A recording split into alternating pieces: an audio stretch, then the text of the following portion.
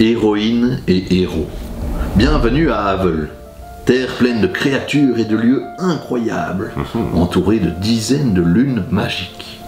Havel a besoin de votre aide. Turodar, la lune noire, s'est levée dans le ciel et l'ancien pouvoir qu'elle dégage réveille les forces du mal. Seuls les vrais héros et héroïnes seront capables de protéger de la destruction le trésor le plus précieux d'Havel, le joyau de la guérison. Serez-vous capable de sauver Havel? Eh bien, nous allons savoir tout de suite. C'est parti pour les explications.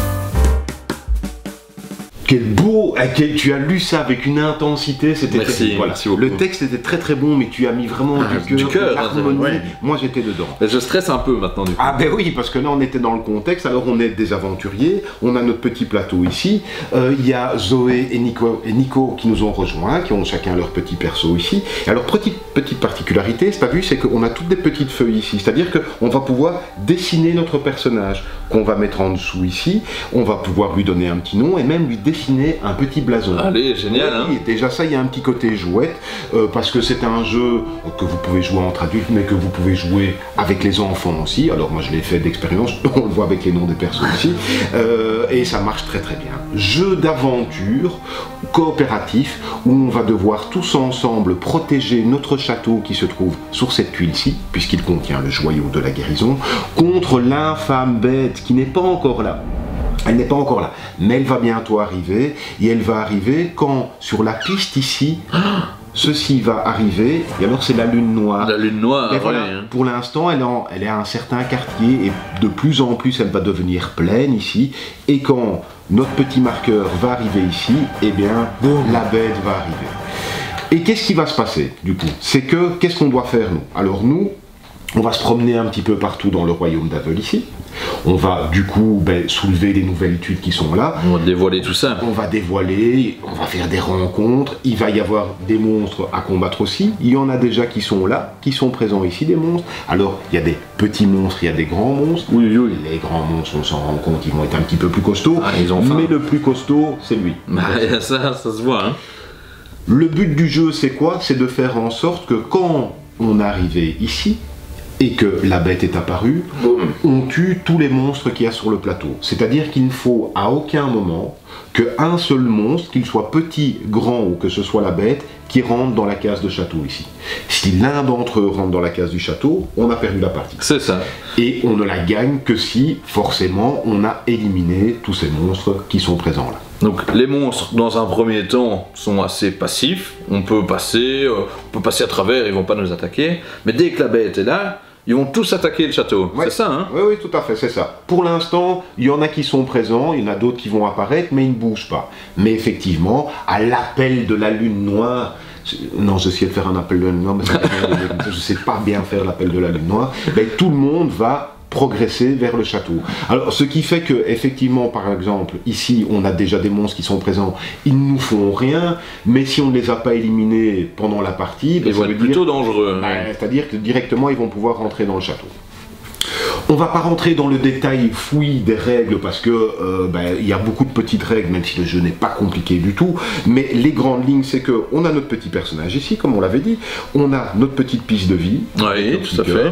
Alors, comme on le voit, on n'a que 5 vies. On ne meurt jamais entièrement. Si à un moment donné, on perd notre dernier cœur, on revient là, mais on va quand même perdre des objets. C'est la magie du joyau de la guérison. C'est le joyau de la guérison qui nous reguérit de manière joyeuse. C'est logique, hein? Ah oui, c'est logique, évidemment, c'est logique. On a déjà un petit peu d'équipement. Alors vous voyez que sous les jolis dessins qui ont été faits ici, on a des emplacements pour un casque, on a des emplacements pour des armures, on a un emplacement pour des bottes, on a un emplacement pour un bouclier, pour une épée, et on a notre petit sac à dos ici. Dans notre petit sac à dos, on va mettre des pièces d'or, mais on va mettre aussi l'équipement qu'on trouve à gauche et à droite. Une première règle très importante, et je crois que c'est la première fois que je vois ça dans un jeu, c'est que notre sac à dos ici ne peut pas avoir plus d'équipement qu'il ne peut en contenir. Techniquement, ça veut dire que je ne peux pas mettre les pièces les unes sur les autres. Une fois qu'il est rempli, physiquement, je ne peux plus rien rajouter dedans. Donc soit je vais devoir me débarrasser de quelque chose, enfin voilà, c'est un petit peu... Donc déjà ça, je trouve ça assez malin. C'est super logique et c'est super malin, fallait le faire quoi. Tout à fait. Je crois que c'est la première fois que je vois ça, parce que généralement on s'arrange, ou alors on a un limite de nombre de cartes, mais là il va falloir s'organiser, à essayer d'optimiser au mieux. C'est un peu comme quand tu pars en vacances. Ah oui, bien remplir la valise. Bien remplir la valise convenablement. Et ben là c'est pareil. Plus concrètement encore, qu'est-ce qui va se passer? On a nos personnages ici, on va déterminer un ordre du tour. Le premier joueur va avoir ici le blason, où déjà on voit qu'il y a des lunes, puisqu'on a dit qu'il y avait une dizaine de lunes dans le ciel, mais donc on va dire que tiens, c'est toi le premier joueur. Et tu as ton petit pion ici, et à son tour de jeu, un joueur va pouvoir faire 2 actions parmi 4 possibles, sachant qu'on peut faire 2 fois la même sans problème. Première action qu'on peut faire, la plus évidente, c'est se déplacer. Ah, moi j'y vais, je me déplace. Tu te déplaces. Et je viens ici parce que je suis gourmand. Mais oui, directement, le gourmand, il s'était dit, tiens, il y a un monstre, tout ça. Alors, se déplacer, ça allait d'une case à une autre qui est adjacente, bien sûr. Si on devait aller dans une case qui n'avait pas encore été dévoilée, ben, tout simplement, on la dévoile et on voit ce qu'il y a dessus. Et bien ici, par exemple, il y a déjà un grand monstre, pouf. Donc on va mettre un grand monstre ici, en supposant que tu aies fait ce deuxième mouvement, bien sûr. Oui, donc là je serai là. Voilà, tu serais là. Petite particularité aussi, c'est sur très peu de tuiles, il y a ici un petit symbole qui est une espèce de vortex de téléport qui nous permet d'aller d'une tuile à une autre qui comporte ce symbole-là. Génial. Ah ben ça peut être très intéressant, surtout quand on commence à attaquer le château, quand le château commence à être attaqué, de vite faire des positions de retrait, de se déplacer, d'aller tuer des monstres, c'est très très intéressant. Donc, première action, on s'est déplacé. Deuxième action qu'on peut faire, c'est interagir avec des tuiles. Alors, il y a certaines tuiles, c'est le cas de celle-ci notamment, mais il y en a d'autres, sur lesquelles il y a des actions qu'on nous propose. Et bien, tout simplement, pour le prix d'une action, j'interagis. Là, par exemple, on ne va pas toutes les expliquer, mais ici, ben, pour 3 pièces d'or, si jamais j'avais 3 pièces d'or, je pourrais aller chercher de l'équipement dans le sac ici, et du coup, le mettre ici, dans mon petit sac à dos, ou sur mon petit personnage. Nous allons avoir l'occasion aussi de construire des petits murs ici, qui vont garnir tout, enfin protéger le château, on va pouvoir en mettre jusqu'à 3. Alors tout ça se fait pas gratuitement, hein, bien sûr, j'imagine. Il y a les tuiles, mais ça peut bien aider pour retarder l'avancée des monstres et de la bête. Et il y a encore une autre action qui sont récupérer des pièges qu'on va pouvoir mettre sur le trajet de la bête, qui va la blesser, l'arrêter, la perturber. Voilà. Ça vous verrez bien avec toutes les tuiles, mais donc une des actions, interagir avec une des tuiles qu'il y a ici, en supposant bien sûr qu'il n'y ait plus de monstres dessus. Hein. S'il y a des monstres dessus, vous ne pouvez pas interagir. Faire attention aussi, parce qu'au fur et à mesure de l'avancée de la lune ici, il y a certaines actions que vous ne pourrez plus faire. Oui, parce que les marchands vont commencer à détaler, hein. À partir, le ciel devient sombre, la baie ulule. La baie ulule? Ouais, c'est pas mal. Ouais, enfin, voilà, la baie ulule, donc du coup ils s'en vont. Et surtout, avec la progression de la lune, de nouveaux monstres vont apparaître. Oui. Alors là, je ne sais pas si on le verra, mais chaque fois que le petit jeton va avancer ici, il va y avoir, je vais retirer le petit anneau, il y a 2 symboles différents. Soit le symbole qui nous rappelle le même symbole qu'il y a sur les tuiles ici, c'est-à-dire que quand on avance sur ce symbole-là, tous les repères, toutes les antres, je ne sais plus comment dire, les tanières, effectivement, je crois que c'est les tanières, qui sont vides à ce moment-là, eh ben, on va les regarnir de monstres. Donc il va falloir trouver l'équilibre quand même entre j'ai tué plein de monstres, mais au tour suivant ils arrivent tous. Voilà, donc il faudra jouer avec ça. Et l'autre symbole, c'est tout simplement que heureusement on va pouvoir récupérer de la vie en se reposant d'une manière ou d'une autre. Et c'est justement parce que j'ai fait une liaison, une introduction comme ça parfaite pour arriver à la 3e action qui est se reposer.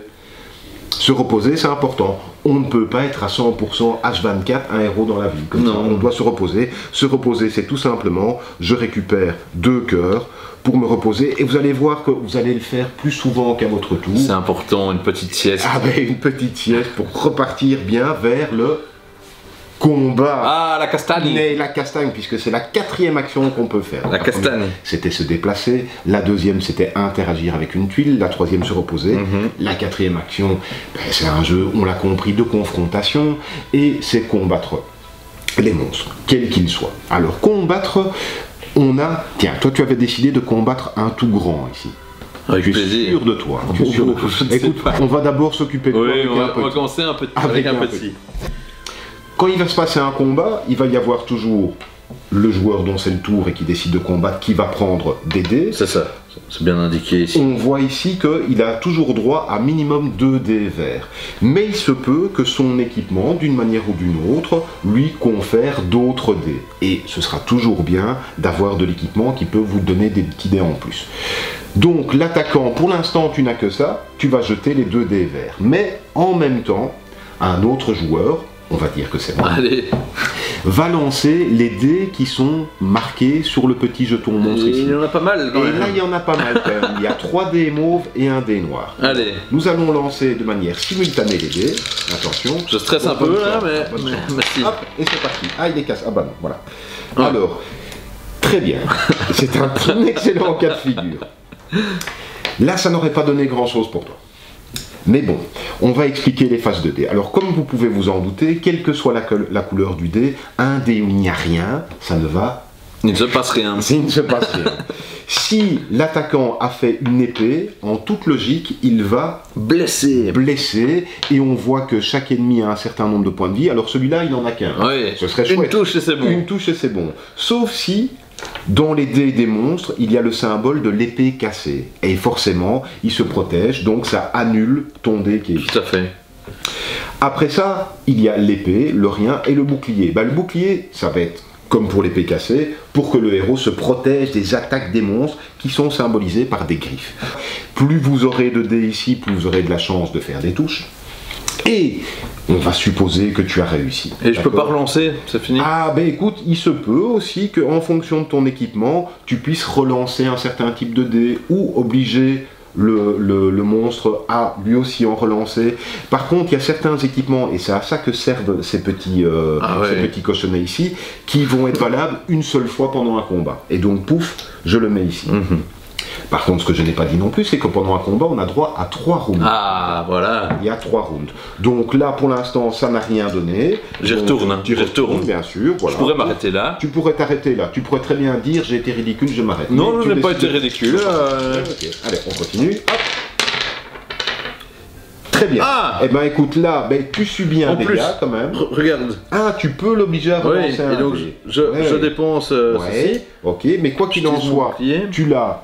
Par contre, le danger, c'est que si ça se trouve, ça va faire en sorte que ça annule ton épée. Ah ouais. Ah oui. Ah oui. Allez, allez. Je relance.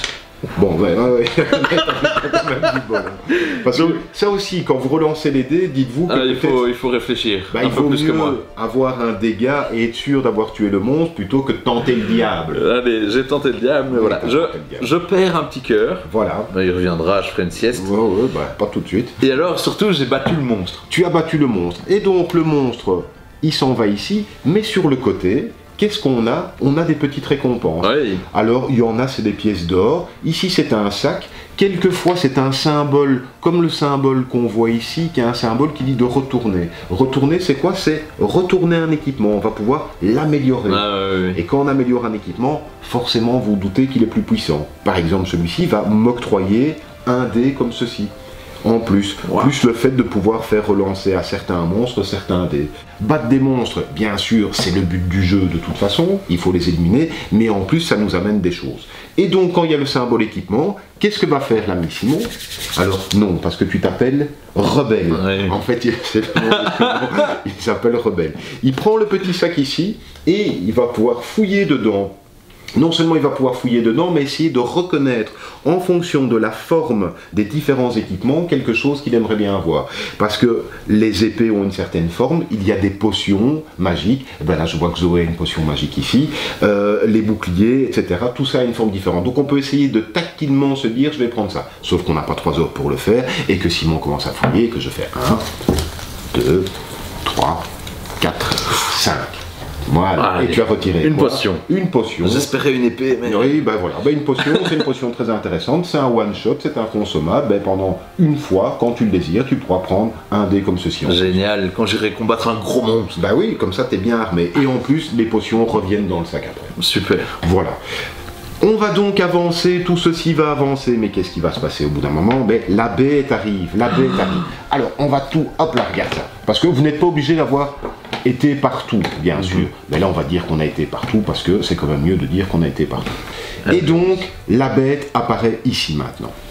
Alors, il y a plusieurs niveaux de difficulté que vous pouvez donner à la partie, en fonction des petits symboles qui sont ici. On a 1, 2 et 3, qui vont déterminer les autres monstres qui vont apparaître, parce que quand bien même vous avez éliminé tous les monstres avant le dernier tour, il y a d'office des monstres qui vont apparaître avec la bête. Il n'est pas tout petit, il a une hache assez sanglante, et alors je ne sais pas si tu as vu les dés qu'il lance quand il attaque. Oula! C'est une ritournelle de dés. C'est une ritournelle de dés, 2 dés noirs et 3 mauves. Et 3 mauves. Et donc, ben voilà, à partir de ce moment-là, à tous les tours de jeu, c'est-à-dire chaque fois que tous les joueurs auront joué, alors quand tous les joueurs avaient joué avant, on avançait simplement ça et on recommençait un nouveau tour, et bien là, une fois que tous les joueurs ont joué, tous les monstres, la bête y compris, vont prendre le chemin le plus court vers le château. Vous pourrez pas tout faire. Non. Vous pourrez pas tout faire. Alors parce que vous aurez envie de construire des monstres, des murs. Des monstres, vous n'allez pas construire des monstres du tout, des murs. Parce que les murs, ça fait quoi? Ben les murs, si un monstre essaye de rentrer, au lieu de rentrer, on enlève un mur. Et le monstre aussi? Et le monstre, il reste là, du coup. Par contre, si c'était la bête qui était là et que tu avais 3 murs, il retire tous les murs. Ah ouais, ça... Donc voilà, il vaut mieux que la bête, elle approche pas trop. On l'aura peut-être blessé parce qu'on a utilisé les pièges qui sont ici. Enfin voilà. Génial, hein? Écoute, ce jeu est super chouette parce que très simple à prendre en main. On se déplace, on se repose, on interagit avec une tuile ou on attaque. Et les symboles sur les dés sont assez évidents, les symboles des équipements sont assez évidents aussi. De toute façon, la règle de jeu est extrêmement bien faite parce que ça va reprendre tous les symboles qu'il y a sur les équipements, enfin voilà. Elle est illustrée avec plein d'exemples aussi. Il y a vraiment plein d'exemples. Quand on parle des chroniques, ouais. Pourquoi chronique finalement? Mais parce qu'on va vivre une histoire. Ah oui, c'est vrai. On va vivre une histoire, et cette histoire nous est raconté ici dans ce petit livret supplémentaire. Ça, nous avons les règles de jeu, mais nous avons ici l'aube de la lune noire qui va nous raconter tout un petit descriptif du monde dans lequel on est, mais aussi tous les monstres ici, d'où ils viennent, comment ils s'appellent, pourquoi, enfin voilà, c'est vraiment très très bien fait. On est assez vite immergé dans le monde, c'est facile à prendre en main, comme souvent, mais pas du tout facile à gagner. Et tant mieux. Chronicles of Havel, aussi jouable en solo, hein, mais sinon jusqu'à 4 pour vivre des aventures épiques. À partir de 8 ans, voire plus jeune, si on accompagne et qu'on explique. Vraiment, ça tient en 1 heure et demie peut-être la première partie. Et c'est formidable, tant pour un public familial que pour des joueurs un peu plus aguerris. Oui, parce que c'est gai, parce qu'il y a des récompenses, parce qu'il y a de l'amélioration de personnages, parce qu'on lance des dés. J'adore lancer des dés. Regarde, je vais lancer des dés, je vais faire 2 épées ici, regarde ça. Ah, 2 épées, t'as vu, c'est formidable.